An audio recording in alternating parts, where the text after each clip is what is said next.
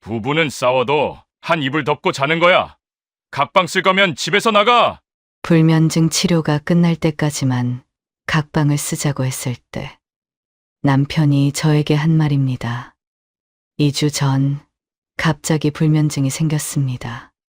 새벽 2시만 되면 꼭 잠에서 깨고 다시 잠들 수가 없었어요. 병원에서는 노인성 불면증이라며 생활 습관을 조금만 바꾸면 금방 좋아질 거라고 했어요. 의사 선생님은 남편의 코골이 때문일 수도 있다며 치료를 받는 동안 각방을 쓰는 것도 한번 생각해 보라고 조언했습니다. 저도 불면증의 원인이 남편의 코골이라고 확신했어요. 그래서 작은 방에 간이 침대를 들였습니다.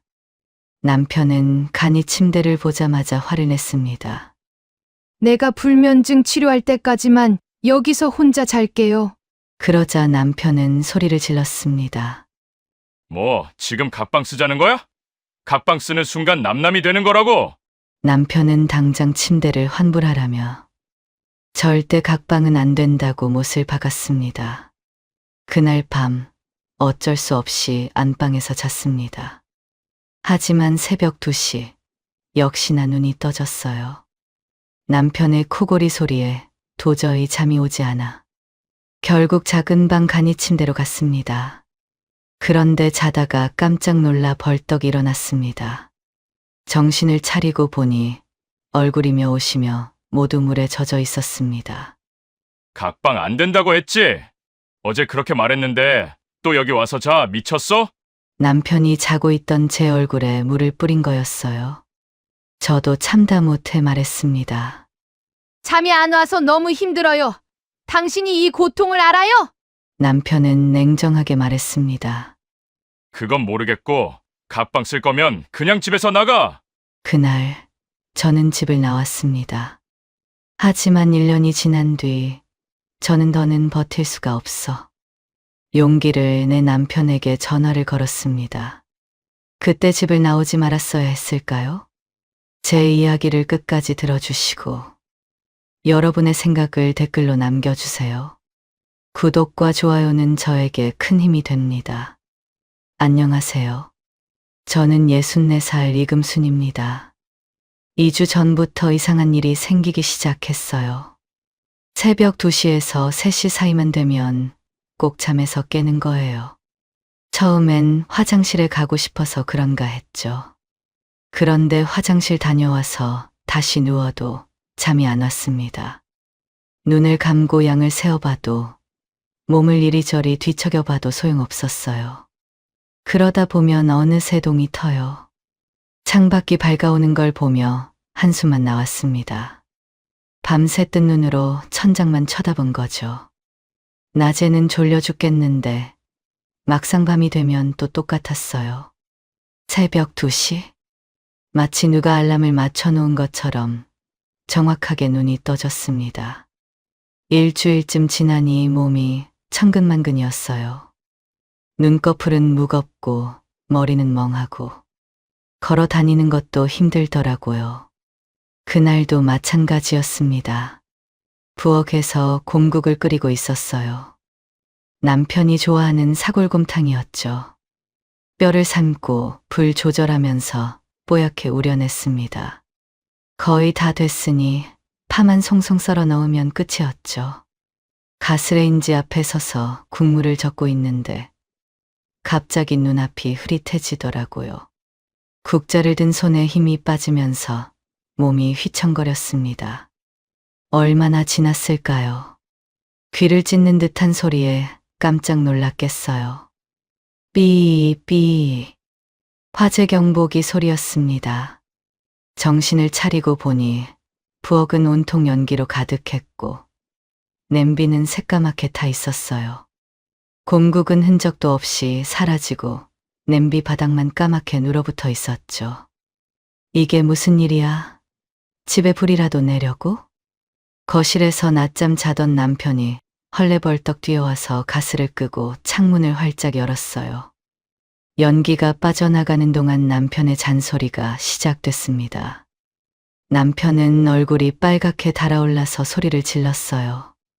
정신 좀 차려. 병원이나 한번 가봐. 이러다가 진짜 큰일 나겠어. 평소 같으면 말대꾸라도 했을 텐데 할 말이 없었습니다. 정말로 제가 이상한 것 같았거든요. 다음 날 아침 일찍 병원을 찾았어요.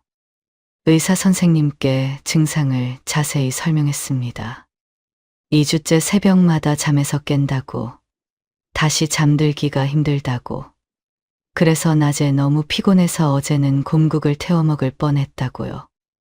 이런저런 검사를 했지만 특별한 이상은 없었어요. 요즘 고민이나 스트레스 받는 일이 있으세요? 의사 선생님이 차분한 목소리로 물으셨습니다. 딱히 없다고 대답했죠. 의사 선생님이 고개를 끄덕이며 설명을 시작했어요. 노인성 불면증이에요.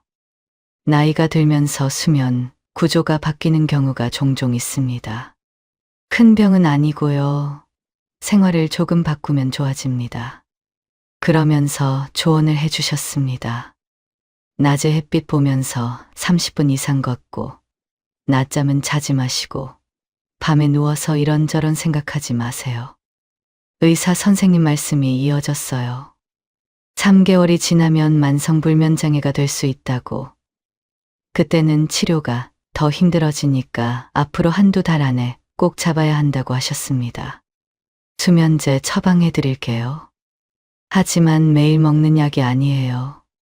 정말 잠이 안 올 때만 드세요. 약국에서 약을 받아 들고 나오니 한시름 놓였습니다. 큰 병이 아니라니 다행이다 싶었죠. 그날은 의사 선생님 말대로 공원을 한 바퀴 돌았어요. 평소엔 귀찮아서 안 나가던 공원인데 오랜만에 가니 좋더라고요. 햇볕도 따뜻하게 쬐고 운동 나온 할머니들이랑 수다도 떨었습니다. 집에 와서도 낮잠을 참았어요. 졸려도 꾸역꾸역 일어나서 집안일을 했죠. 운동도 했고 낮잠도 안 잤으니 오늘 밤은 푹 잘 수 있겠다 싶었습니다. 저녁을 먹고 일찍 잠자리에 들었어요. 10시에 눕자마자 스르르 잠이 들었죠. 하지만 새벽 2시 또 눈이 떠졌습니다. 이번엔 꼭 다시 잠들어야겠다고 마음먹고 눈을 꽉 감았어요. 하지만 그때부터 고통이 시작됐습니다. 옆에서 자는 남편의 코골이 소리가 귓가에 천둥 소리처럼 울렸어요. 평소엔 그러려니 하고 넘겼는데 잠이 안 오니까 그 소리가 더 크게 들리더라고요. 마치 귓속으로 드릴이 들어오는 것 같았습니다. 베개로 귀를 막아봤지만 소용없었어요. 남편 등을 툭툭 쳐서 돌아눕혀봤지만 잠시뿐이었죠. 5분도 안 돼서 또 드르렁드르렁. 시계를 보니 3시가 넘어가고 있었습니다. 눈은 말똥말똥한데 몸은 피곤해 죽겠고 이러다가 또 뜬 눈으로 밤을 새겠구나 싶었어요. 고민하다가 결국 병원에서 받은 약을 먹었어요. 30분쯤 지나자 눈꺼풀이 무거워지더니 스르르 잠이 들었습니다. 다음 날도 똑같았어요. 새벽 2시에 깨고 남편 코골이에 짜증나고 1시간쯤 버티다가 결국 약 먹고 그 다음 날도 마찬가지였습니다.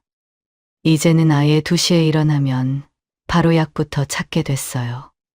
어차피 안 찾을 거 고생할 필요 있나 싶어서요.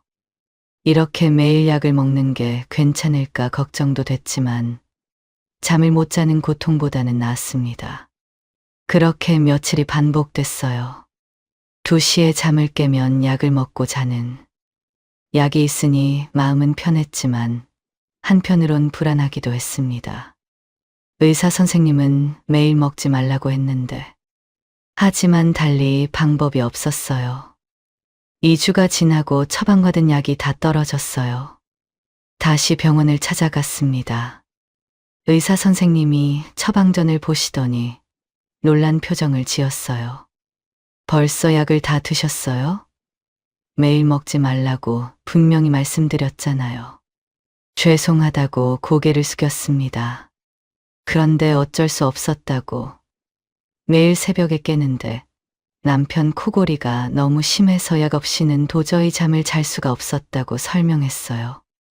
의사 선생님이 한숨을 쉬며 말씀하셨습니다. 이렇게 매일 드시면 내성이 생겨요.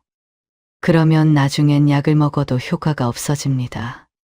정말 못 참겠을 때만 일주일에 두세 번 정도만 드셔야 해요. 그러시면서 덧붙이셨어요. 남편 코골이가 그렇게 심하면 당분간 각방을 쓰는 것도 생각해 보라고요.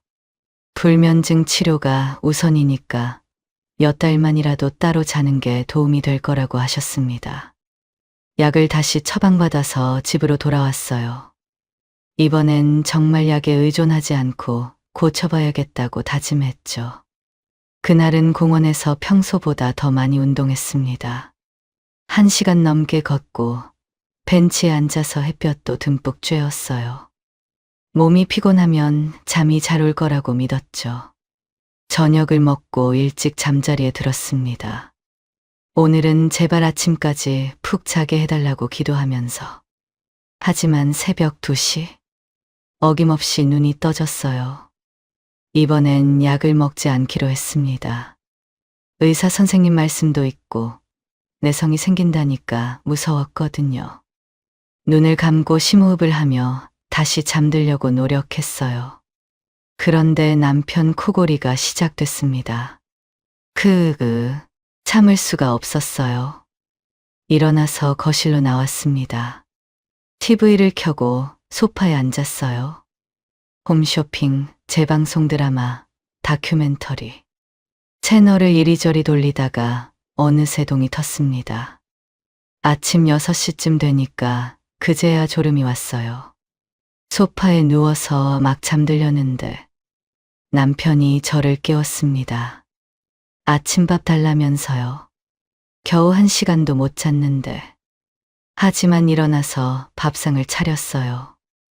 몸은 천근만근이었지만 어쩔 수 없었죠.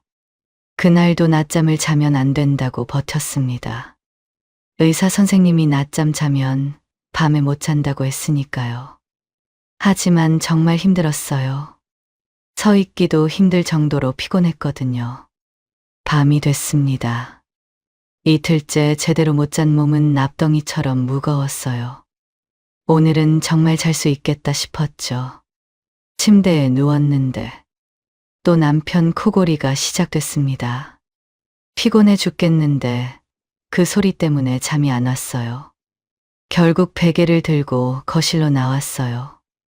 소파에 누웠더니 조용했습니다. 남편 코골이 소리가 안 들리니까 마음이 편해졌어요. 그날 밤 저는 거실 소파에서 아침까지 푹 잤습니다. 새벽에 한 번도 깨지 않고요. 아침에 일어나니 몸이 가뿐했어요. 오랜만에 제대로 잔 기분이었죠. 아, 역시 혼자 자니까 잠을 잘 수 있구나. 다음 날 밤도 거실에서 잤습니다. 역시나 새벽에 깨지 않고 아침까지 푹 잤어요. 확신이 들었습니다. 제 불면증의 원인은 남편 코골이였던 거예요. 40년 동안 참고 살았는데 나이 들어서는 못 참겠더라고요. 하지만 문제가 있었습니다. 소파에서 이틀 자니까 허리가 너무 아팠어요. 원래도 허리가 안 좋은데 푹신한 소파에서 자니 더 심해졌죠. 그날 오후 근처 마트로 갔습니다. 간이 침대를 사기로 했어요. 작은 방에 놓고 당분간 거기서 자면 되겠다 싶었죠. 접이식 간이 침대를 골랐어요. 가격도 적당하고 크기도 딱 좋았습니다. 배송기사님이 와서 작은 방에 설치해 주셨어요. 매트리스도 깔고 이불도 가져다 놨습니다. 이제 여기가 제 방이구나 싶으니 마음이 편해졌어요. 밖에 나갔다 저녁에 들어온 남편이 작은 방을 보고 물었습니다. 이게 뭐야? 내가 불면증 치유할 때까지는 여기서 혼자 잘 거예요. 남편 얼굴이 벌겋게 달아올랐어요. 뭐, 지금 각방 쓰자는 거야? 아니, 40년 넘게 같이 잤는데 이제 와서 각방이라니. 제가 차분하게 설명했습니다. 당신 코골이 때문에 잠을 못 자는 것 같다고.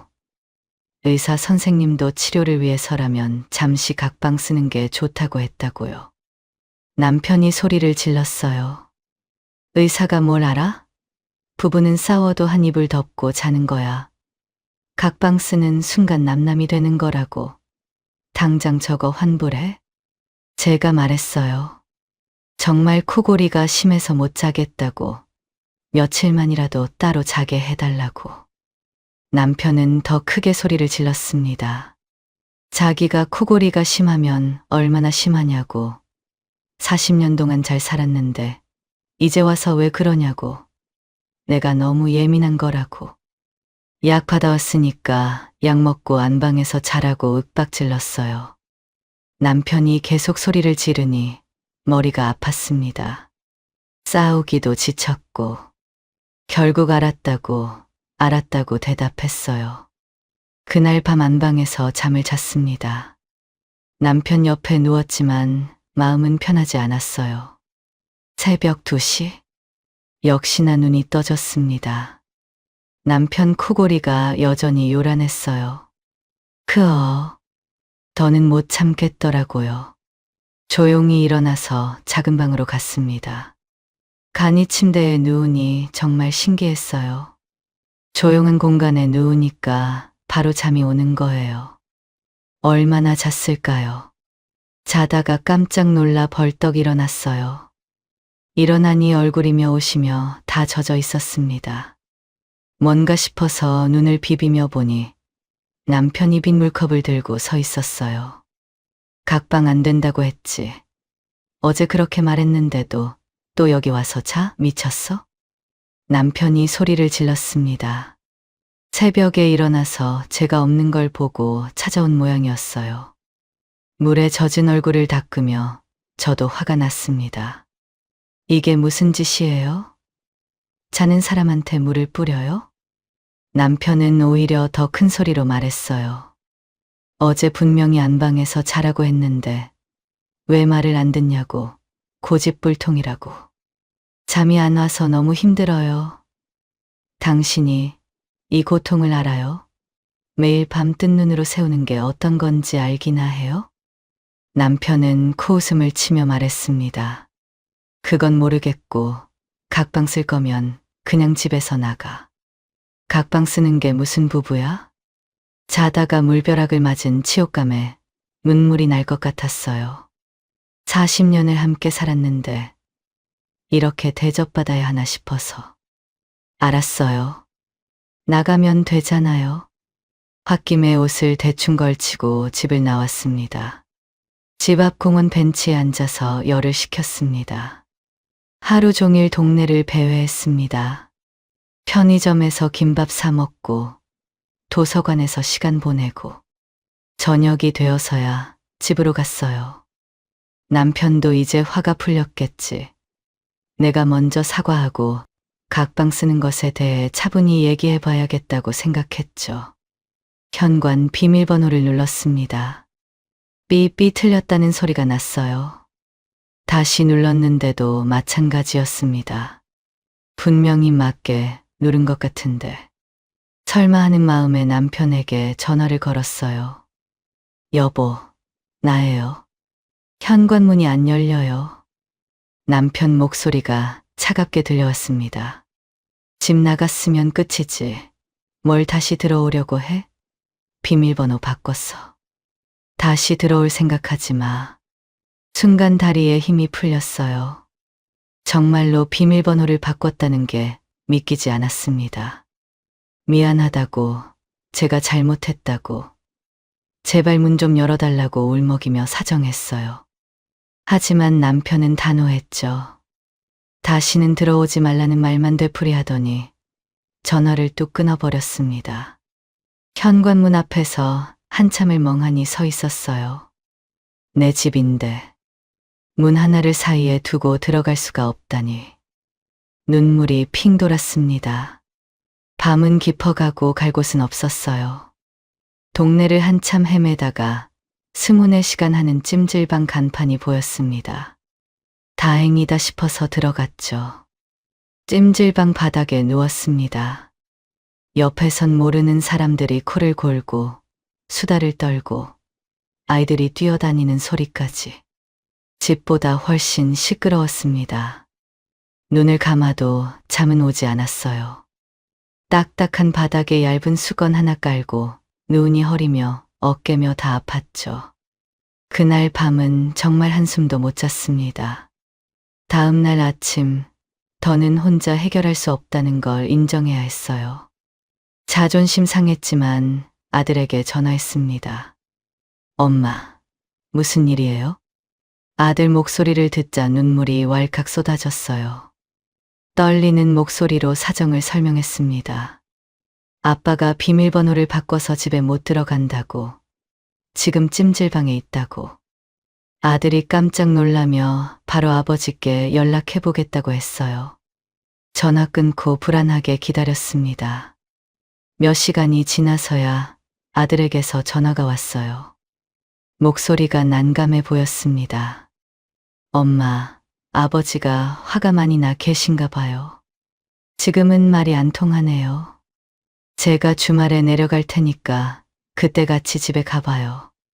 그때까지는 죄송하지만 밖에서 지내셔야 할 것 같아요. 아들이 통장으로 30만 원을 보내줬습니다. 미안하다는 말과 함께요. 그렇게 3일을 찜질방에서 보냈어요. 매일 밤이 고통이었습니다. 시끄러운 소음, 밝은 조명, 딱딱한 바닥. 잠자리가 바뀌니 불면증은 더 심해졌죠. 새벽마다 깨는 건 물론이고 아예 잠들지도 못했습니다. 불면증 치료하려다가 오히려 병을 더 키운 것 같았습니다. 집에서까지 쫓겨났으니 말이죠. 토요일 아침 지방에서 아들이 왔습니다. 찜질방에서 나와 아들을 만났어요. 아들 얼굴에 눈물이 핑 돌았지만 꾹 참았습니다. 집으로 가는 길 아들이 먼저 말을 꺼냈어요. 엄마, 너무 걱정 마세요. 제가 아버지 잘 말씀드려 볼게요. 고마웠지만 불안했습니다. 남편 성격을 아들도 잘 알 텐데. 아들이 초인종을 눌렀어요. 곧 문이 열리고 남편이 나타났습니다. 아들을 보고 반가워하던 남편은 뒤에 있는 저를 보자 얼굴이 굳어졌어요. 바로 문을 닫으려고 했지만 아들이 재빨리 문을 잡았습니다. 아버지, 잠깐만요. 얘기 좀 해요. 아들 덕분에 겨우 집 안으로 들어갔어요. 3일 만에 들어온 집인데 낯설게 느껴졌습니다. 아들이 남편에게 차분하게 말했어요. 아버지, 엄마가 불면증으로 얼마나 힘든지 아시냐고. 이렇게 쫓아내시면 어떡하냐고요. 남편이 버럭 소리를 질렀습니다. 누가 쫓아냈냐고. 제 발로 나간 거라고. 각방 쓰면 집에서 나가라고 했더니 진짜 나갔다고 비웃었어요. 아들이 계속 설득했지만 남편은 꿈쩍도 하지 않았습니다. 오히려 더 화를 냈죠. 내 엄마가 시작한 일이야. 다 내 엄마 탓이라고. 당장 나가. 남편이 저를 손가락질하며 나가라고 소리쳤습니다. 더는 그 얼굴을 보고 싶지 않았어요. 40년을 함께 살았는데 이제는 정말 남남이 된 것 같았죠.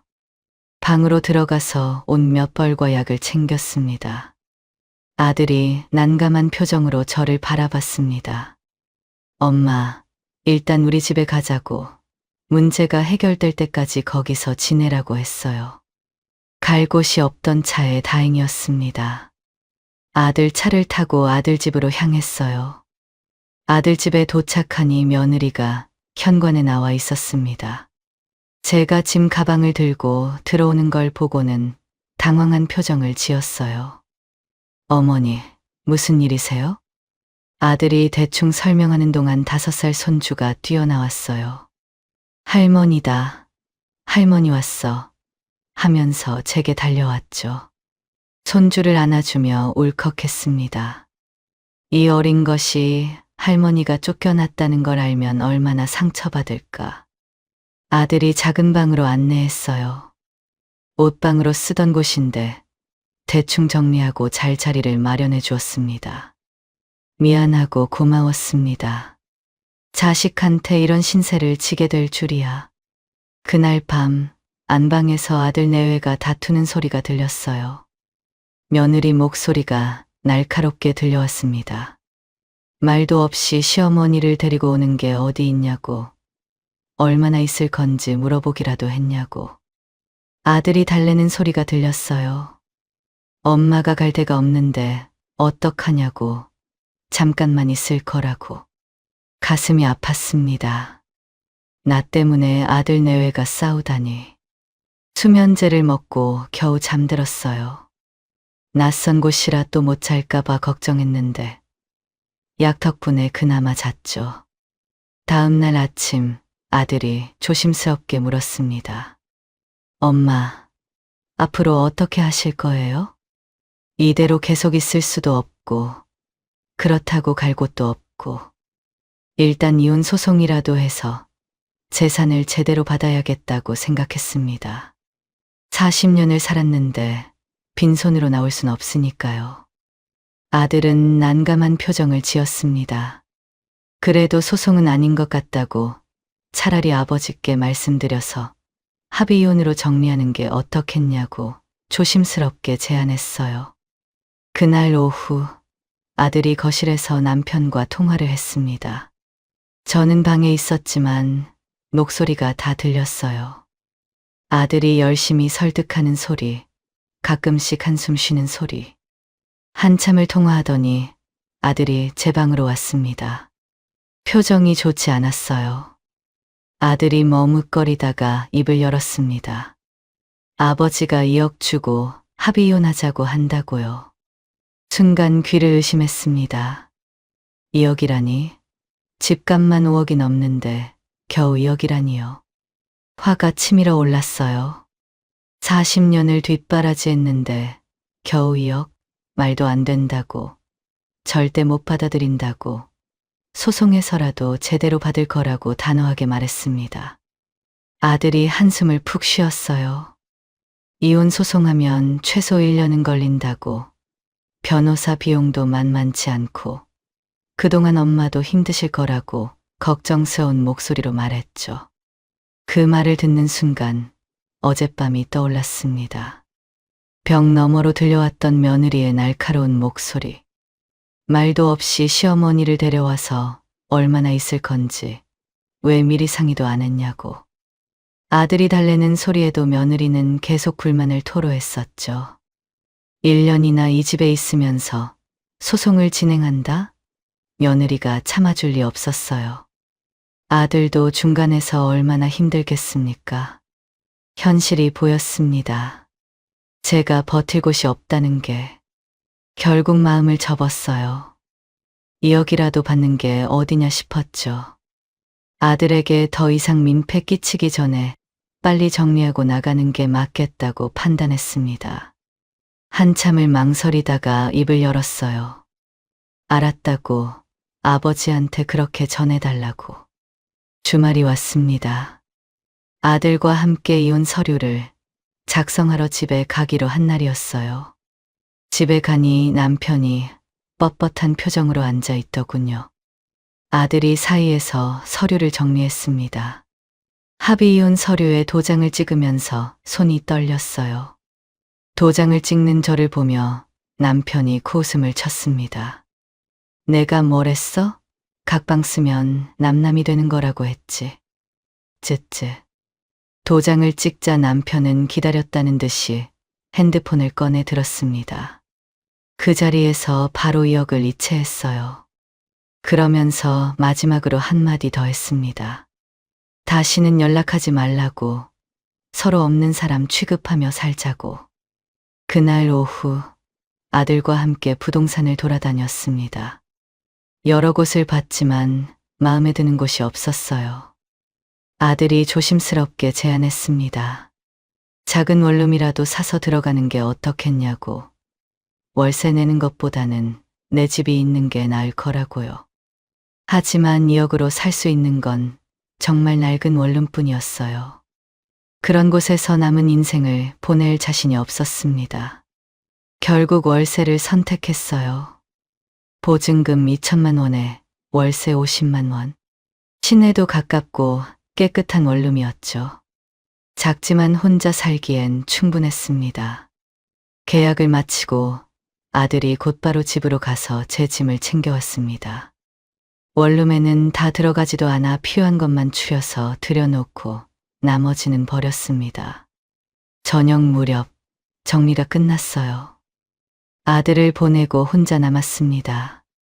낯선 공간, 낯선 침대, 낯선 천장. 그런데 신기한 일이 일어났어요. 그날 밤 저는 아침까지 한 번도 깨지 않고 푹 잤습니다. 아침 7시에 알람 소리에 일어났을 때 믿기지 않았어요. 아, 역시 불면증의 원인은 남편이었구나. 코골이도 코골이지만 그 사람과 함께 있다는 스트레스가 잠을 못 자게 했던 거예요. 혼자 아침을 차려 먹으며 생각했습니다. 이제 진짜 내 삶을 찾을 때구나. 점심을 먹으면서 계산기를 두드렸어요. 남은 돈과 앞으로 들어갈 생활비를 계산해 봤죠. 월세 50만 원에 관리비 10만 원. 다행히 연금이 나와서 월세는 해결되지만 문제는 생활비였어요. 한 달에 100만 원만 써도 1년에 1200만 원. 이대로면 15년이면 바닥이 날 계산이었죠. 그때까지만 살 수도 없고 병원비라도 들어가면 결국 일자리를 찾아야겠다고 결심했습니다. 놀고 있을 여유가 없었어요. 그날 밤 잠자리에 누웠습니다. 오늘도 잘 잘 수 있을까 기대하면서. 하지만 새벽 2시 또다시 눈이 떠졌어요.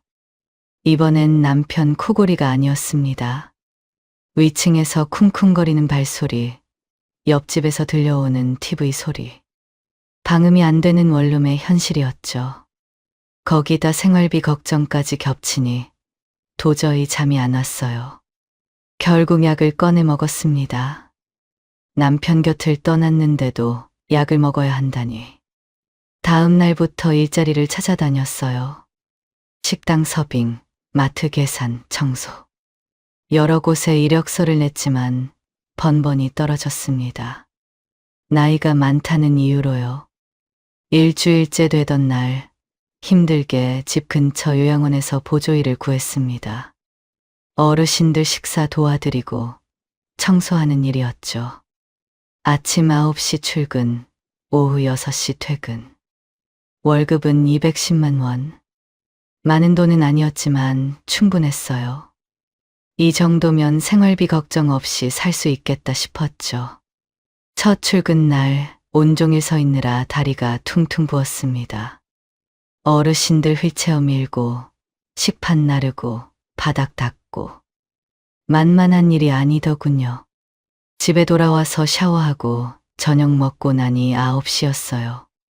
TV도 켤 기력 없이 그대로 침대에 쓰러졌습니다. 그런데 새벽 2시? 또 눈이 떠졌어요.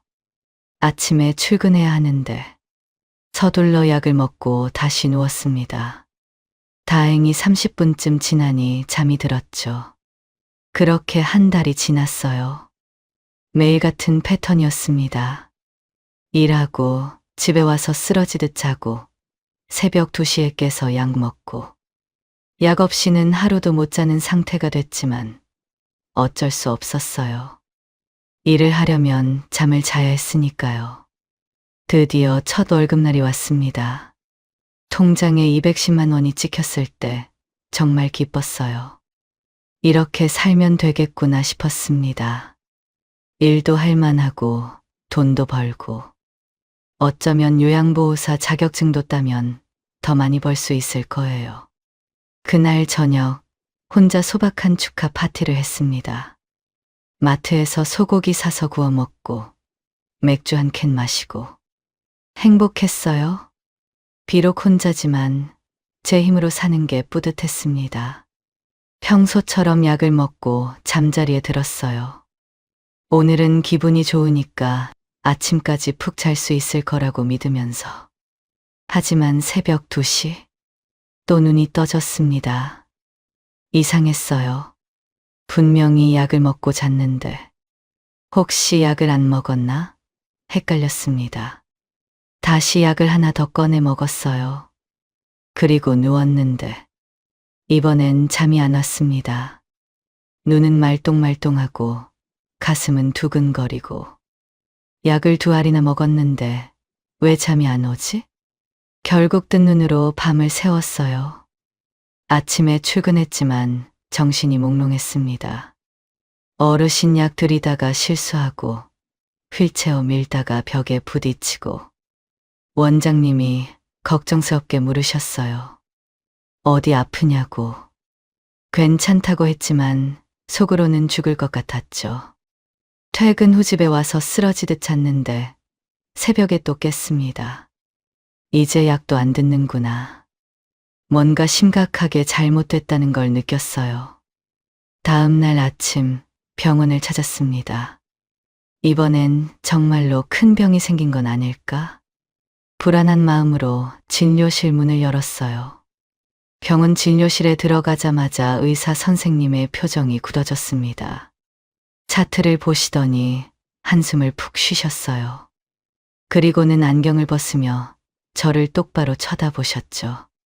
할머니, 제가 분명히 정말 안 올 때만 드시라고 했잖아요. 왜 매일 드신 거예요? 죄송하다고 고개를 숙였습니다. 하지만 어쩔 수 없었다고. 약 없이는 잠을 못 자서 일을 할 수가 없었다고 변명했어요. 의사 선생님이 고개를 저으며 설명했습니다. 매일 드셔서 내성이 생긴 거라고. 이제 약 효과가 줄어들었다고요. 더 센 약을 처방해 줄 수는 있지만 그러면 간에도 안 좋고 건강이 나빠질 수 있다고 하셨어요. 그러면서 중요한 말씀을 하셨습니다. 약은 증상을 일시적으로 완화시켜 주는 거지 치료제가 아니라고. 약에 의존하지 말고 생활 패턴을 바꾸거나 원인을 찾아서 없애야 한다고요. 그 말을 듣는 순간 정신이 번쩍 들었습니다. 제가 약에만 의존하고 있었구나. 알겠습니다. 약은 최대한 안 먹도록 노력할게요. 병원을 나왔지만 마음은 무거웠어요. 약 없이 어떻게 잠을 자나. 그날 밤도 역시 못 잤습니다. 약을 안 먹으니 아예 잠이 안 왔어요. 뜬 눈으로 밤을 새우고 출근했죠. 몽롱한 정신으로 일하다 보니 실수가 잦았습니다. 어르신들 약 시간을 놓치고 식판을 엎지르고. 그러던 어느 날 큰 사고가 일어났어요. 휠체어에 앉은 할머니를 화장실로 모시고 가던 중이었습니다. 복도를 지나가는데 갑자기 현기증이 났어요. 순간 정신이 아득해지면서 손에서 힘이 빠졌죠. 쿵 하는 소리와 함께 비명이 들렸습니다. 정신을 차리고 보니 휠체어가 벽에 부딪혀 있었고 어르신이 바닥에 넘어져 계셨어요. 다행히 크게 다치지는 않으셨지만 이마에 혹이 났습니다. 원장님이 달려오셔서 병원으로 모시고 갔고 저는 그날 오후 원장실로 불려갔어요. 요즘 컨디션이 안 좋으신 것 같은데 이런 일이 반복되면 곤란해요. 당분간 쉬시는 게 해고였습니다. 돌려 말씀하셨지만 다시는 오지 말라는 뜻이었죠. 일을 잃었어요. 불면증 때문에 일자리까지 잃다니. 이대로는 안 되겠다 싶어서 다시 병원을 찾았습니다. 의사 선생님이 불면증 클리닉을 소개해 주셨어요. 거기 가면 불면증으로 고생하는 분들도 많고 약 대신 프로그램으로 치유할 수 있다고 하셨죠. 다음 날 바로 클리닉을 찾아갔습니다. 생각보다 사람이 많았어요. 젊은 사람부터 노인까지. 불면증이 이렇게 흔한 병인가 싶었죠. 대기실에서 기다리다가 옆자리 할머니와 눈이 마주쳤습니다. 저랑 비슷한 나이쯤 되어 보였어요. 미주라는 할머니가 친근하게 말을 걸어왔어요. 며느리와 크게 다툰 후로 불면증이 생겼는데 여기 다니면서 많이 좋아졌다고 했죠. 그날부터 매일 클리닉에 갔습니다. 아침에는 명상 프로그램, 오후에는 운동 치료. 하지만 2주가 지나도 효과가 없었어요. 미주 할머니에게 고민을 털어놨더니 한약을 권했습니다. 예전에 여기 다니던 할머니가 한약 먹고 나았다면서 같이 가보자고 했어요. 찾아간 곳은 허름한 건강원이었습니다. 이런 곳에서 정말 불면증을 고칠 수 있을까 의심스러웠죠. 건강원 할아버지는 자신만만한 표정으로 설명을 시작했습니다.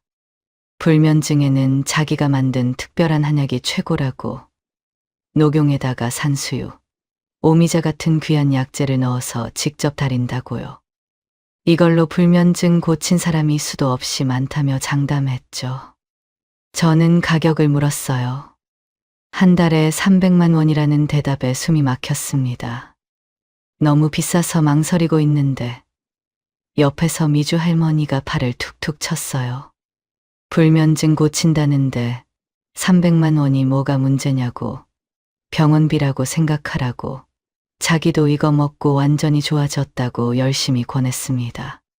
결국 한 달치를 샀어요. 까만 액체가 든 봉지 60개를 받아 들고 나왔죠. 집에 와서 매일 아침 저녁으로 먹었습니다.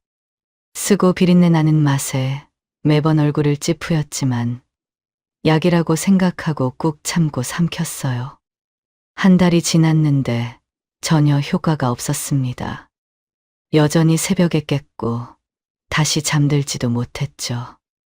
미주 할머니에게 말했더니 한약은 최소 3달은 먹어야 효과가 난다고, 그제야 몸이 바뀌기 시작한다고요.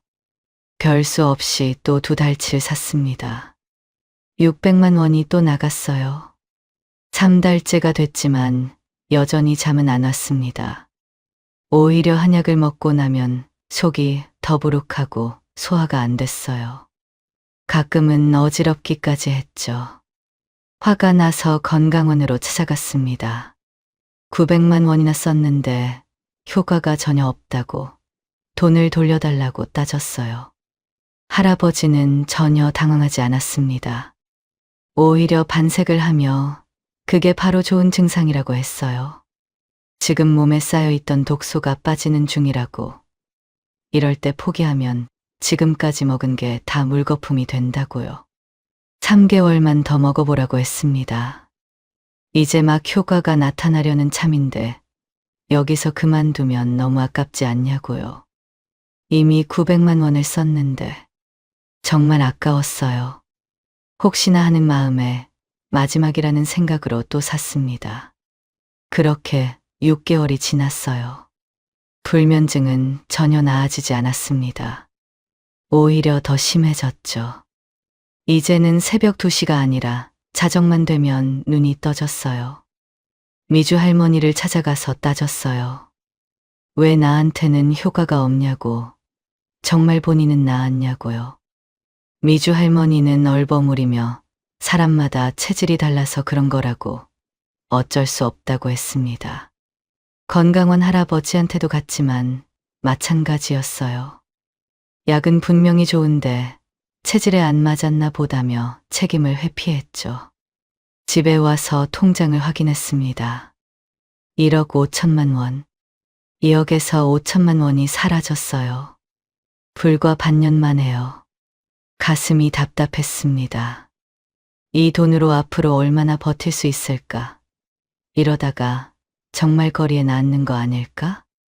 돈 걱정을 하니 잠은 더 안 왔습니다.